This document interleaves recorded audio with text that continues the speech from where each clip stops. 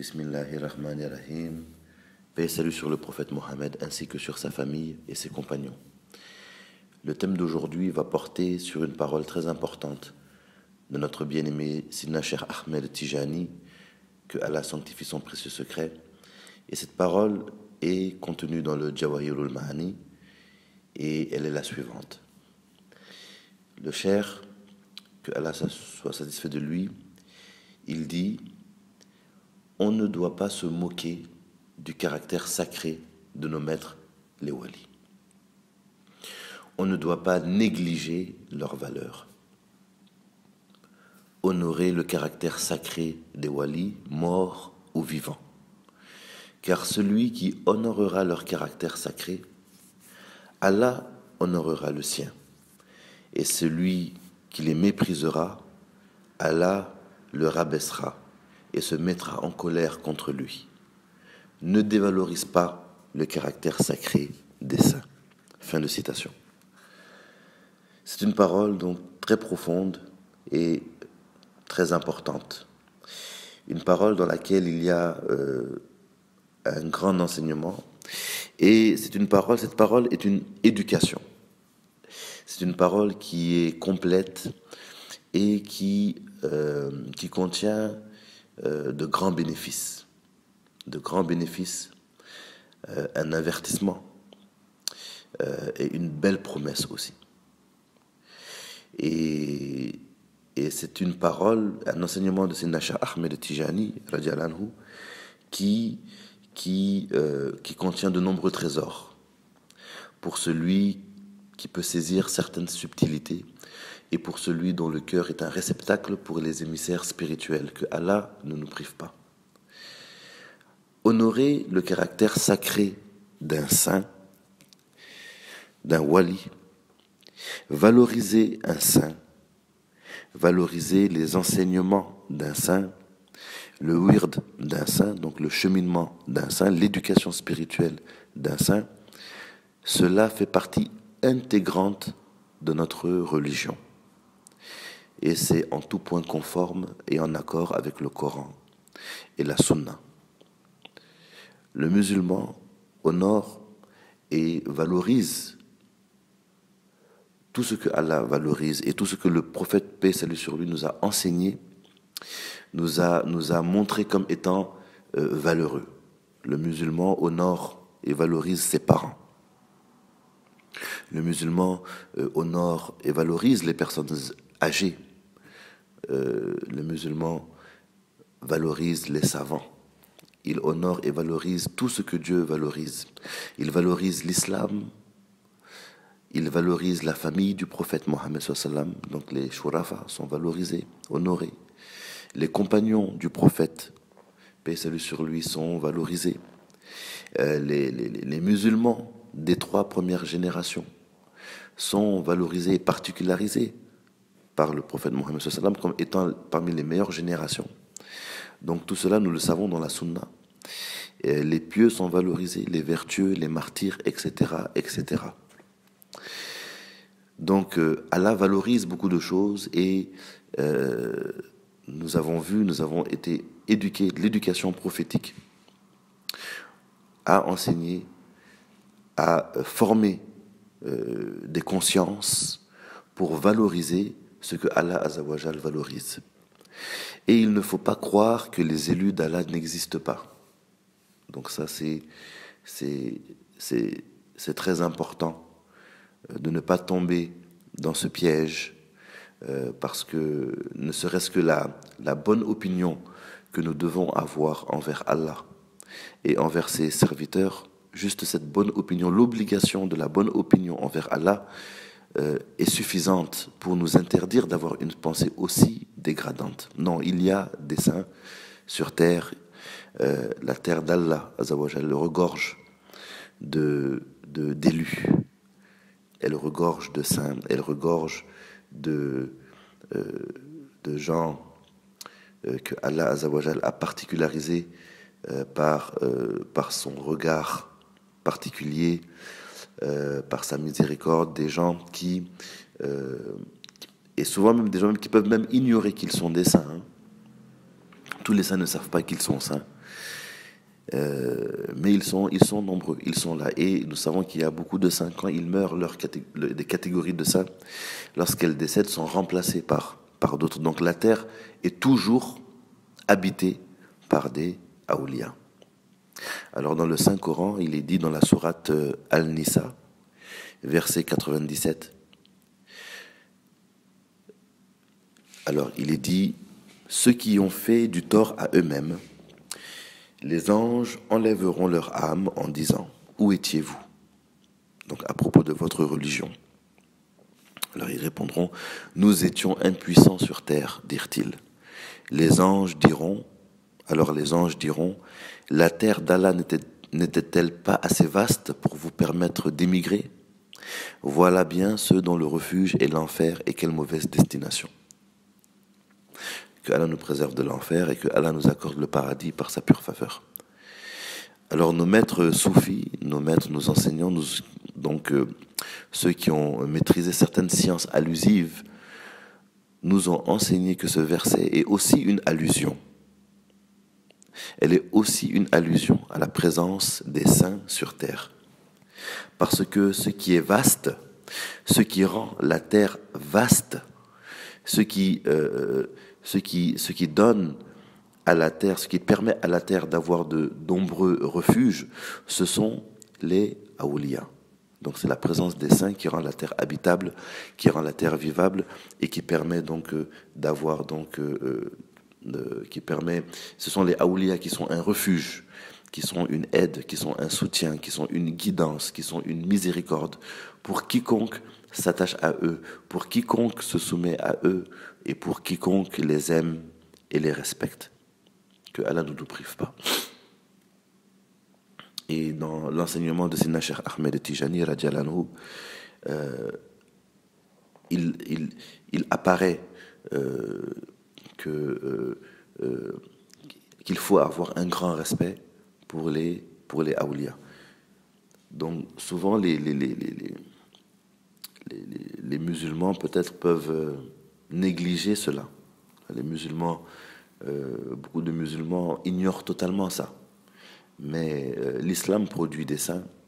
Les saints actuellement, les grands saints sont musulmans. Et ils sont un refuge. Et pour celui qui cherche la guidance, pour celui qui veut se rapprocher de Allah Azza wa Jal, si il est vraiment sincère, Allah mettra un saint sur son chemin. Parce que personne ne va venir le jour du jugement dernier avec comme excuse de dire qu'il n'y avait pas de saint et qu'il ne pouvait pas trouver guidance parce que Allah a privé la terre de saints. Ça, c'est pas possible. Ça, c'est totalement impossible. Donc, quiconque cherche la guidance en ce bas monde, quiconque est vraiment sincère, même s'il passe par des écoles qui sont douteuses, hein, comme il y a beaucoup sont passés par là. On connaît beaucoup de vertueux qui sont passés par la salafia ou bien même le wahhabia et d'autres écoles mais quiconque est vraiment sincère, il va assurément, Allah va mettre un saint sur son chemin. Ça c'est une certitude. Voilà, parce que quand vous êtes sincère, Allah ne vous abandonne jamais. Voilà. Allah guide qui il veut, et Allah n'est pas injuste. Donc il y a des saints sur terre, et que Allah nous permette de les honorer, de les valoriser, et de les aimer aussi. Et Sina Cheikh Ahmed Tijani, radiallahu anhu, nous a enseigné de beaucoup respecter les awliya. Il y a un disciple de Sina Cheikh Ahmed Tijani, radiallahu anhu, qui s'était un jour félicité d'habiter dans le voisinage direct du mausolée d'un grand saint, du nom de Sina Idriss au Maroc, radiallahu anhu. Et Sina Cheikh Ahmed Tijani, que Allah sanctifie son précieux secret, l'a félicité et lui a recommandé de faire attention à ne pas étendre ses pieds en direction de son mausolée, par respect. Et nous avons beaucoup d'histoires comme ça dans le patrimoine spirituel musulman, beaucoup d'histoires qui montrent vraiment, qui soulignent le caractère sacré des awliya. Alors maintenant, la sympathie ou l'antipathie, l'attraction ou l'aversion que nous pouvons éprouver pour une chose, pour un phénomène, pour une action, pour un événement, pour un type de personne, pour une communauté. Cette attraction ou cette aversion que nous pouvons ressentir nous apprend sur notre propre nature. C'est un indice. Et c'est aussi un barème. C'est aussi un barème dans notre cheminement spirituel. C'est un indice de ce qu'il y a en nous-mêmes et c'est un barème aussi dans notre cheminement spirituel. Pourquoi ? Parce que nous sommes ce que nous aimons, ce que nous chérissons, ce qui nous touche, ce que nous aimons, nous apprend sur notre propre nature. Et si ça c'est pas évident dans ce bas monde, parce que nous sommes dans ce bas monde, c'est le monde de l'illusion. C'est un monde où Allah permet l'existence de plusieurs voiles, des voiles qui n'existent pas dans l'au-delà. C'est pour cela que le prophète Mohammed, sur lui la paix et le salut, a dit, dans l'au-delà, nous sommes avec ceux que nous aimons. Voilà. En réalité, nous sommes aussi avec ceux que nous aimons dans ce bas monde. Mais ce n'est pas évident. Ce n'est pas évident et ce n'est pas manifeste aussi. Parce que nous pouvons être séparés par plusieurs choses. Nous pouvons être séparés par la distance. Je peux aimer une personne, cette personne est à des milliers de kilomètres de moi et à cause de la distance, j'ai l'impression que nous sommes séparés. Pourtant, nos cœurs sont en symbiose, mais je peux avoir l'illusion que nous sommes séparés à cause de la distance. Donc ça, c'est parce que nous sommes dans ce bas monde. Il y a la mort aussi. Moi, si je suis vivant et que j'aime une personne qui est décédée, je peux avoir l'impression aussi donc que nous sommes séparés, par la mort. Mais en réalité, on n'est pas séparés. Voilà. Donc là, c'est l'illusion de la séparation. Elle est présente dans ce bas monde, mais elle n'est plus présente dans l'au-delà. Alors pour illustrer cela, il y a aussi, par exemple, je vais donner un autre exemple, notre religion. Voilà, notre religion ici dans ce bas monde, on peut tromper les gens. Quelqu'un peut ne pas être musulman au fond de lui. Il peut être admiratif d'une autre religion, vouloir faire partie de notre religion ou ne pas aimer sa religion telle qu'elle est. Et cette personne, elle est en apparence, elle est musulmane. Elle peut prier avec les musulmans par hypocrisie. Voilà, c'est un exemple que je donne. Par hypocrisie, elle peut prier avec les musulmans. Elle peut jeûner pendant le mois de Ramadan, faire semblant de s'habiller, de laisser pousser sa barbe, etc., etc. Donc dans ce bas monde, on va la compter comme un musulman. Mais dans la réalité, quand elle meurt, sa religion réelle devient manifeste. Et le groupe auquel elle appartient, elle sera ressuscitée avec ce groupe-là. Voilà. Et si elle n'était pas musulmane, si dans son cœur il n'y avait pas l'islam, eh bien dans l'au-delà, elle ne sera pas ressuscitée avec des musulmans. Voilà. Elle sera ressuscitée dans son groupe. Voilà. Et chacun suit son groupe, chacun suit sa communauté dans l'au-delà. Dans ce bas monde, c'est pareil. Normalement, c'est comme ça aussi dans ce bas monde. En fait, dans ce bas monde, on est avec notre groupe, voilà, mais c'est pas visible. Voilà, on peut être un intrus. On peut être un intrus et jouer la comédie, mais c'est pas possible dans l'au-delà. Autre chose aussi. Dans l'au-delà, par exemple, les anges, quand les anges nous questionnent, on ne peut pas mentir. Voilà, on ne peut pas mentir.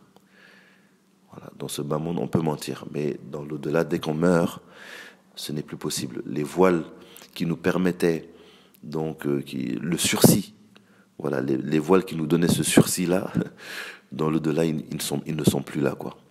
Et aussi dans ce bas monde, on peut faire semblant d'être une bonne personne, d'être quelqu'un de très pieux, d'être quelqu'un qui fait de grandes actions. Et on peut tromper le monde entier, c'est possible. Mais dans l'au-delà, c'est impossible. Parce que dans l'au-delà, nos œuvres, si elles n'ont aucune valeur, on ne trouvera rien dans l'au-delà. Si elles n'ont aucune valeur auprès de Allah Azzawajal, que Dieu nous en préserve. Et nos œuvres, nous savons que le livre de nos œuvres doit nous être remis. Et le livre de nos œuvres, par rapport à ce qu'il y a écrit dedans, il n'est pas remis de la même façon à tout le monde. Prions que Allah nous accorde le bonheur de nous voir remettre ce livre de la meilleure manière. Amin. Voilà. Donc le fait pour une personne d'aimer les saints.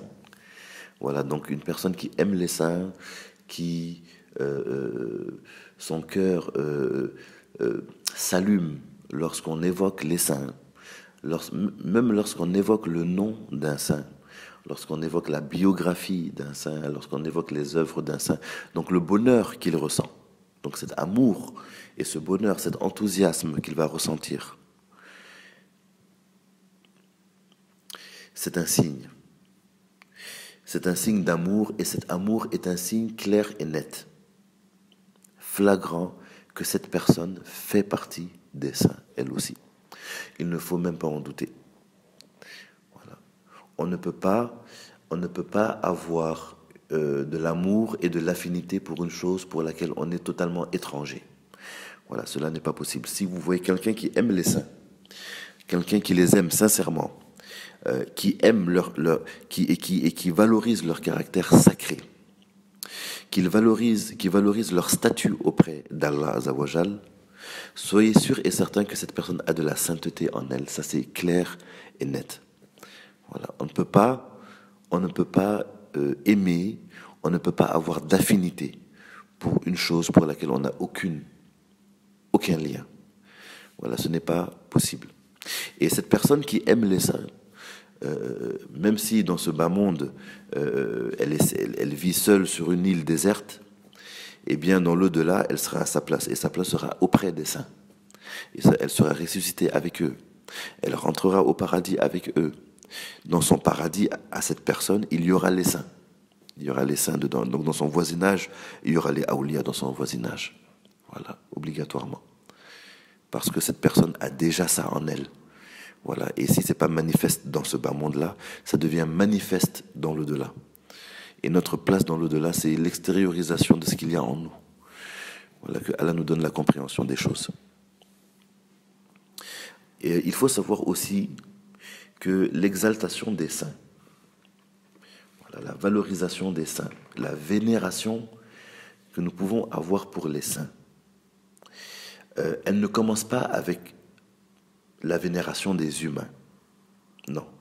L'exaltation des saints est un fait qui est déjà établi depuis la prééternité et pour l'éternité dans la création. Qu'est-ce que ça veut dire? Ça veut dire que le saint, il est déjà honoré. Il n'a pas besoin d'attendre d'être honoré par les humains pour être honoré. Non. Le saint est déjà honoré par Allah Azzawajal. Et souvent, il est même honoré avant même sa venue au monde. Avant même sa venue au monde. Voilà. Avant même sa venue au monde. Le saint est honoré par Dieu, par Allah Azzawajal. Il est honoré par le prophète Mohammed sallam. Il est honoré, valorisé, louangé par les anges. Et l'endroit où il dort, l'endroit où il mange, l'endroit où il prie, se vante de sa présence. Les animaux, le nuage qui passe au-dessus prient pour lui et le connaissent. Donc le saint est déjà, sa sanctification fait qu'il est déjà valorisé, honoré et louangé par la création. Et, et, et même, on peut même rajouter autre chose. On peut même dire que voilà, même la vie future est déjà en train de le louanger. Pourquoi? Parce que pendant qu'il agit, pendant qu'il prie, pendant qu'il fait ses salats à la nabi, pendant qu'il fait ses wirds, pendant qu'il fait ses aumônes, ben on est en train de construire des palais au paradis pour lui. On construit des palais au paradis. Voilà. Des choses inimaginables. On lui prépare un accueil. On lui prépare un accueil chaleureux, extraordinaire. Les créatures paradisiaques sont pressées, impatientes de le rencontrer. Les trésors que Allah a réservés pour lui sont impatientes de le rencontrer. Donc vous voyez, le saint n'a pas besoin de la vénération des humains, des hommes, pour être vénéré. Ce que Allah lui accorde est tellement extraordinaire déjà. Donc ça ne change pas qu'un saint soit inconnu, qu'un saint même soit détesté par les gens, ou qu'un saint soit blâmé par l'humanité entière. Ça ne change rien. Ça ne change rien à son honorabilité. Et ça ne change rien au fait que Allah l'a élevé, et que Allah l'a honoré, que Allah l'a protégé, que Allah l'a sanctifié, que Allah l'a habillé d'habits de lumière, etc. Et etc. Allah Azzawajal, dans un hadith Qudsi, dit « Celui qui m'évoque, je l'évoque en moi-même. Et celui qui m'évoque dans une assemblée, je l'évoque dans une assemblée meilleure. » Voilà, vous voyez, donc ça c'est un honneur extrêmement grandiose. Et cela fait partie des attributs des saints d'évoquer constamment Allah Azzawajal, que ce soit en privé ou en public. Voilà. Donc, ce qu'il faut comprendre de ça, c'est que le saint n'a pas besoin de nos éloges, car il est déjà honoré de la plus parfaite manière. En réalité, celui qui a besoin des éloges, c'est celui qui fait l'éloge lui-même. Donc, celui qui fait l'éloge d'un saint, c'est lui-même qui bénéficie de cet éloge. Celui qui honore un saint, en réalité, c'est lui-même qui bénéficie de cet honneur. Celui qui soutient un saint, c'est lui-même qui bénéficie de ce soutien. Celui qui fait triompher un saint, ou celui qui aide au triomphe d'un saint, en réalité, c'est lui-même qui est triomphant. Que Allah ne nous prive pas. Et l'amour pour les awliya ouvre les trésors du ciel et de la terre. Et parmi les signes de ces trésors, il y a, c'est quoi les signes? On peut voir par exemple que nous empruntons très facilement leur chemin, avec joie, allégresse. Voilà. Lorsqu'on aime les saints, on les imite. Voilà, on les imite. Lorsqu'on voit leur adoration, lorsqu'on voit leur renoncement, lorsqu'on voit leur noblesse de caractère, lorsqu'on voit leur amour pour le prophète Mohammed sallallahu alayhi wa sallam, lorsqu'on voit leur prodige, ce sont réellement des super-héros. Voilà, c'est eux les vrais super-héros en réalité.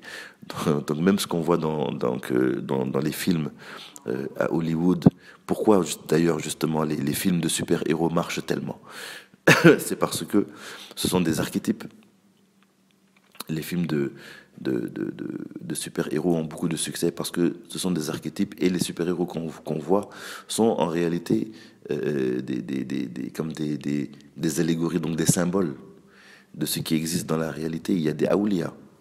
Et c'est grâce à ces awliya que la pluie tombe, que les malheurs ne nous tombent pas dessus, que les arbres donnent leurs fruits, et que la miséricorde d'Allah aussi se diffuse et se répand sur terre. C'est grâce à eux.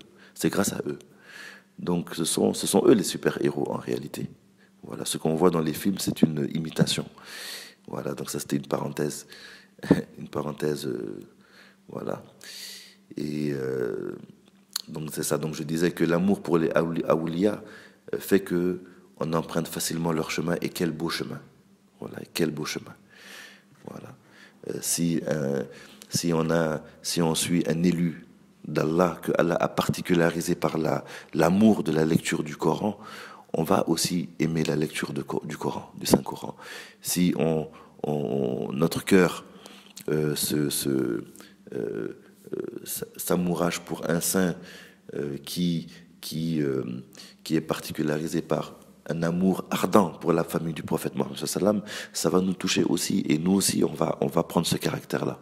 Si un saint est particularisé par la pudeur, c'est quelque chose que nous allons imiter facilement aussi, parce que on prend les caractéristiques des gens qu'on aime.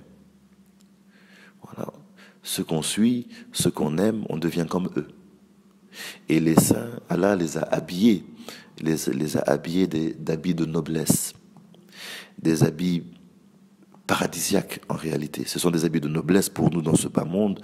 Quand on les voit, on dit ça, ce sont des habits de noblesse. Mais dans le paradis, ce sont des habits paradisiaques. Et Allah les a habillés avec cela. Et lorsqu'on les suit, eh bien, on est habillé de la même manière aussi. Voilà, on est habillé de la même manière. Si on aime quelqu'un qui peut faire 1000, 2000, 3000, 10 000 salatul fatihi par jour, donc des prières sur le prophète, et qui passe ses journées à faire des prières sur le prophète, eh bien, on va se sentir, on va sentir en nous une force pour aussi faire beaucoup de prières sur le prophète. Et ça, c'est prodigieux. Ça, c'est un prodige. Voilà, ça, c'est un prodige. C'est un exemple de prodige. C'est pas quelque chose d'anodin. C'est quelque chose de prodigieux, en réalité. Voilà, que Allah nous accorde, que Allah nous accorde, que Allah nous accorde. Et parmi les faveurs spirituelles, il y a que Allah va implanter dans notre cœur, il va enraciner dans notre cœur de la considération pour les choses que lui-même considère.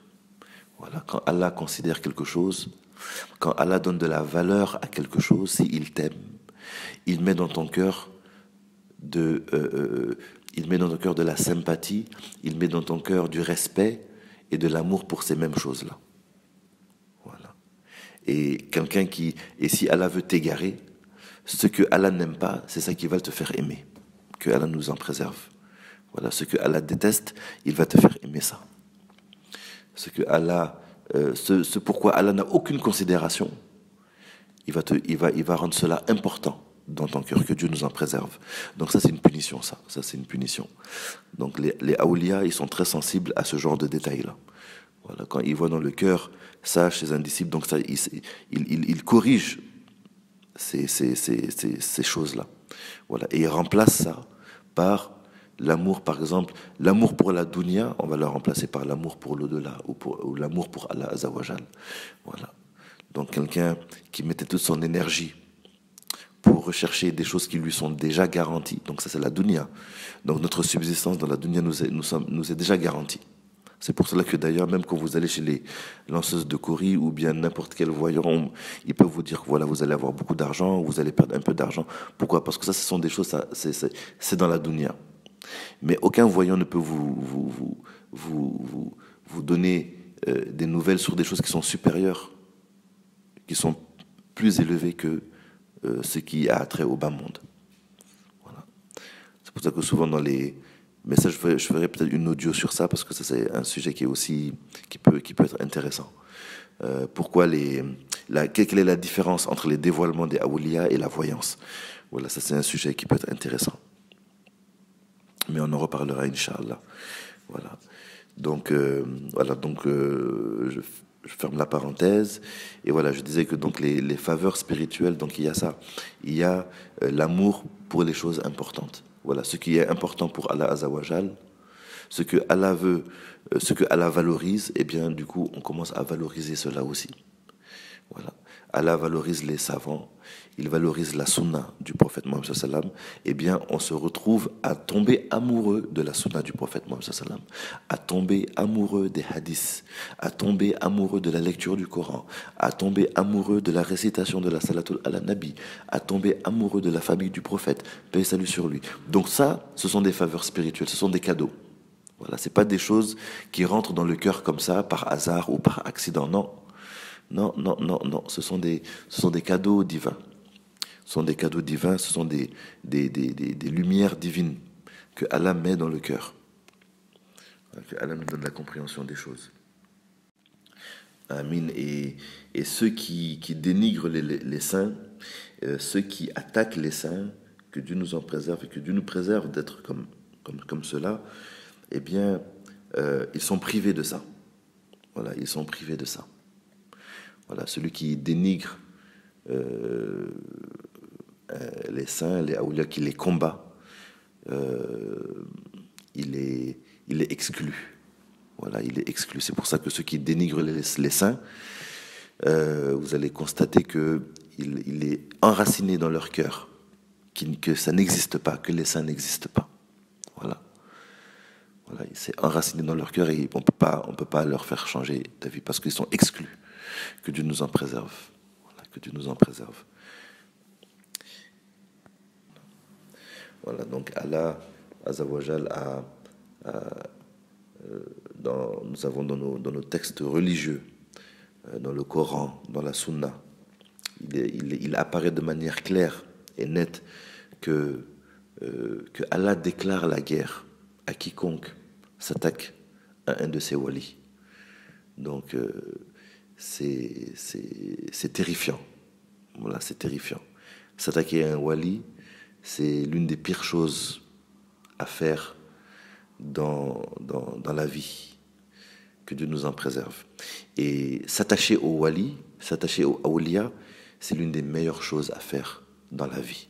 Voilà, parce que les awliya sont les héritiers du prophète Mohammed sallallahu alayhi wa sallam. Ils sont sur les pas du prophète, paix et salut sur lui. Voilà, celui qui s'attache à un wali, il va recevoir abondamment des choses que s'il était tout seul, même s'il en plusieurs vies, il pourrait pas rattraper ça. Donc c'est vraiment c'est une grande chose de cultiver l'amour pour les awliya. Alors dans la tariqa Tijaniya, voilà, dans la tariqa Tijaniya, il faut respecter donc tout le monde parce que tout le monde est potentiellement un saint dans la tariqa. Tout le monde est potentiellement un élu de Allah Azawajal. C'est Dieu qui sait comment nous finissons. Que Dieu nous accorde la meilleure fin. Mais il faut considérer tout le monde comme potentiellement un saint dans la tariqa. Et pas forcément, et pas que les muqaddam ou les khalifes, non. Tous les disciples sont des saints potentiels. Sont des élus d'Allah pour sûr, et le fait d'avoir l'amour de Cheikh Ahmed Tijani dans le cœur, c'est déjà une garantie de mourir en état de sainteté. Donc, tous les sympathisants dans la tariqa et tous les disciples sont potentiellement des saints. Voilà. On espère tous mourir, avoir une bonne fin. C'est ça notre souci maintenant, avoir une bonne fin. Que Allah nous accorde à tous une bonne fin. Et il faut aimer les dignitaires de la voie d'une manière vraiment sincère et pas d'une manière partisane. Parce que l'esprit partisan,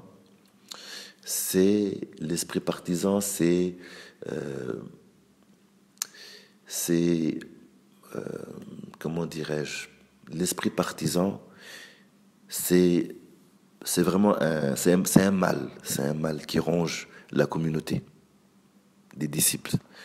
C'est une source de fitna aussi. Et c'est aussi c'est de l'ignorance aussi. Voilà. Allah Azawajal, la tariqa Tijaniya, c'est une tariqa qui est particularisée par Allah Azawajal. Elle est extraordinaire. On ne peut même pas la décrire. Et les adeptes de la tariqa Tijaniya sont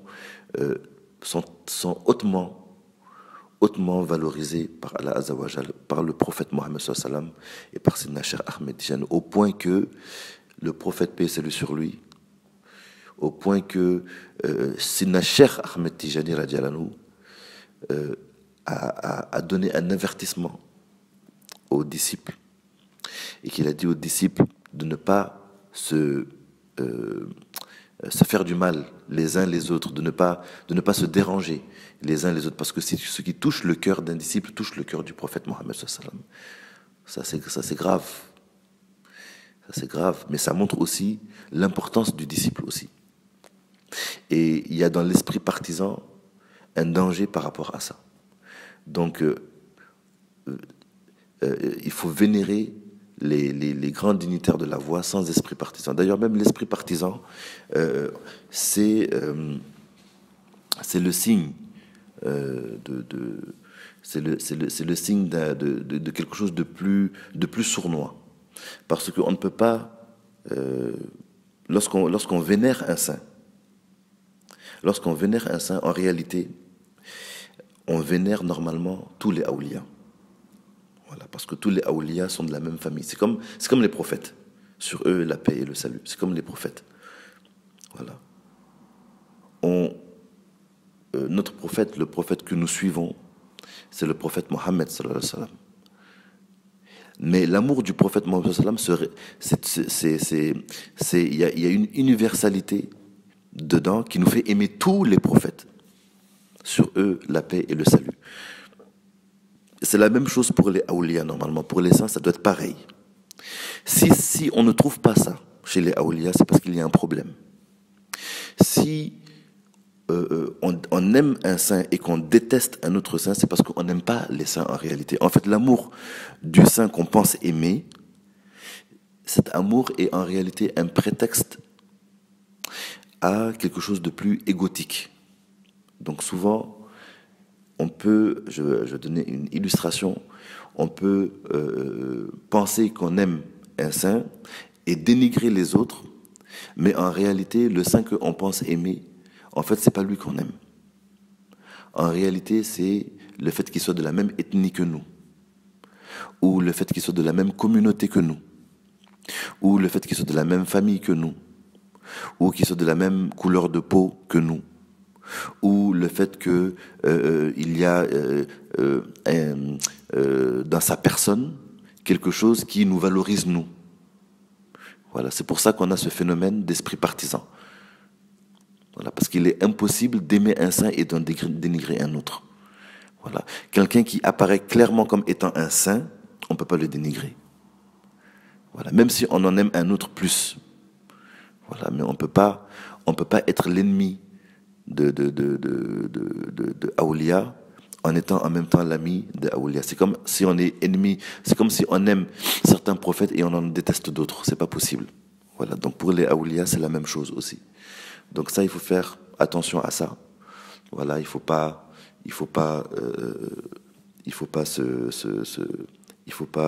avoir l'esprit partisan. Voilà, quand on aime les awliya, normalement c'est un amour pour leur caractère sacré. C'est l'amour pour leur statut. Voilà, c'est l'amour pour c'est un amour qui est mêlé de reconnaissance. Voilà, et tout ça, ça fait partie de l'adoration d'Allah. Hein.